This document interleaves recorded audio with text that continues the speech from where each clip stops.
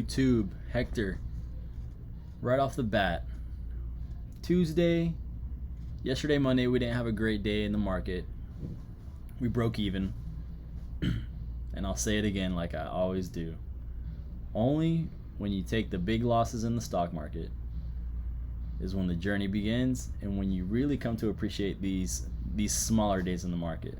Today, Tuesday, we bounced back a little bit. We made $225 on ticker symbols BPTH and CARA. So I'm going to go over these two ticker symbols sweet and to the point. We'll start off with the money maker today. It was CARA.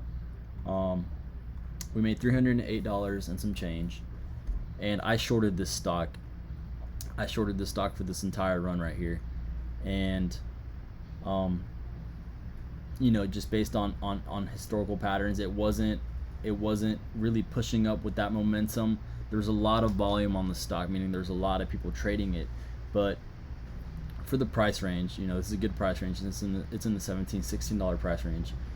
It didn't move up into key levels of resistance, showing that it wanted to push up. This is the pre-market session. It just didn't show that those crazy moves to the upside, and so I sought it to short after I saw this big spike at the market open, and then broke this $17 on the dot price range, and after that, it went all the way down to just under $15.